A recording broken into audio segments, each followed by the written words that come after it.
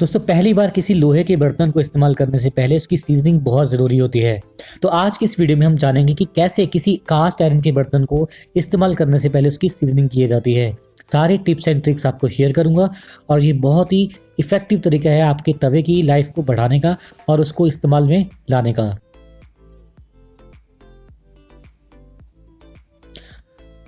तो सबसे पहले किसी भी बर्तन को अगर आप बाज़ार से लाते हैं तो उसको किसी माइल्ड डिटर्जेंट से आप धो लीजिए ताकि इसकी सारी गंदगी दूर हो जाए। यहाँ पे मैंने इसको माइल्ड डिटर्जेंट से धो लिया है।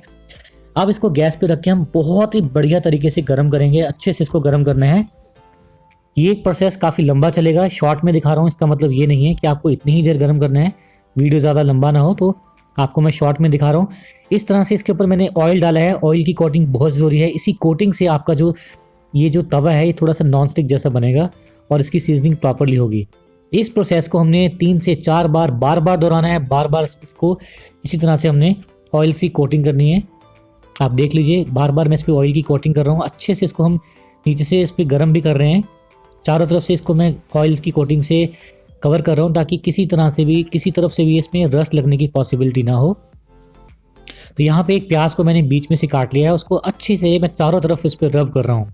मुझे ये वाला मेथड ज़्यादा अच्छा लगता है। कई बार इसको काट के भी डाल के लोग इसको सीजनिंग करते हैं, तो आपको मैं दूसरा तरीका भी दिखाऊंगा।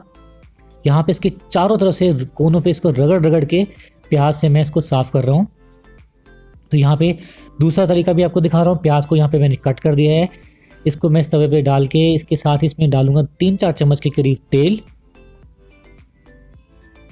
तो यहाँ पे मैंने इस पर तेल डाल दिया है। अच्छे से इसको प्याज को हम भून लेंगे और इसको हम डिस्कार्ड कर देंगे। इसको हमने इस्तेमाल में नहीं लाना। तो यहाँ पे इसको मैं निकाल के यूं डिस्कार्ड कर दूंगा।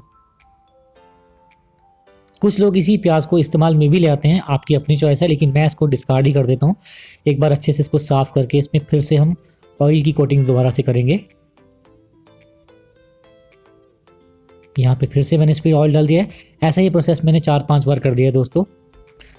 तो यहाँ पे इसी बीच मैंने इस पर एक चीला बना के देखा था बेसन का। 2 अटैम्प्ट्स में मैं काफ़ी हद तक सफल रहा। पहले अटैम्प्ट में मेरा चीला जल गया था। मुझे इसकी हीट का अंदाज़ा नहीं हो पाया क्योंकि लोहे का जो तवा होता है बहुत ज़्यादा हीट हो जाती है इसमें रिटेन, तो आपको इस चीज़ का ध्यान रखना होता है। तो यहाँ पे ये तीसरा अटैम्प्ट है जहाँ पे मैं तीसरे अटैम्प्ट में देखता हूँ कि कैसा बनता है मेरा ये बेसन का चीला। अब ये काफ़ी हद तक नॉन स्टिक जैसा बिहेव कर रहा है क्योंकि इसमें अच्छी सी प्रॉपर सीजनिंग हो चुकी है। तो चलिए देखते हैं कि हमारा ये इसमें चीला इस बार तीसरे अटैम्प्ट में कैसा बनता है। सेकंड अटैम्प्ट में काफ़ी अच्छा बना था। थर्ड अटैम्प्ट में एक्सपेक्ट कर रहा हूँ कि और भी अच्छा बनेगा।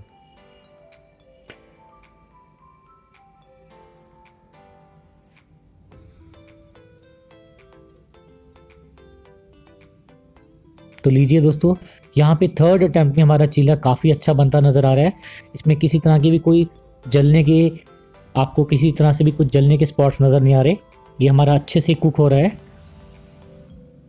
तो यहाँ पे मेरा तवा बहुत ज़्यादा गर्म हो गया था, तो यहाँ पे हमारा चीला बनकर तैयार है। अब बात करते हैं इसके स्टोरेज के बारे में। स्टोरेज करना बहुत आसान है। अभी मेरा जो तवा है ज़्यादा गंदा नहीं है, तो मैं इसको एक टिश्यू से साफ़ कर लूँगा। इसके ऊपर ऑयल की कोटिंग को मैं यूँ ही रहने दूंगा क्योंकि ऑयल की कोटिंग इसको सेफ रखती है, इसमें रस्ट लगने से इसको रोकती है। तो मैं इसको वॉश नहीं करूँगा। अगर आपका तवा बहुत ज़्यादा गंदा है तो आप उसको हल्का सा माइल्ड वॉश करके दोबारा से उसमें तेल की कोटिंग लगा दीजिए और उसे फिर किसी ड्राई प्लेस में इसको स्टोर कर लीजिए। तो यहाँ पे सारी गंदगी को मैंने साफ़ कर दिया है, सारे डिपॉजिट्स को अच्छे से क्लीन कर दिया है और इस पर 2-3 चम्मच तेल लगा के इसको दोबारा से आप किसी स्टोरेज में किसी ड्राई प्लेस में रख सकते हैं। तो दोस्तों, अगर आप इस जैसी और वीडियोस देखना चाहते हैं तो जल्दी से सब्सक्राइब कर लीजिए मेरे चैनल को। अगर वीडियो अच्छी लगी हो तो लाइक, शेयर और कमेंट जरूर कीजिएगा। तब तक के लिए दोस्तों, गुड बाय।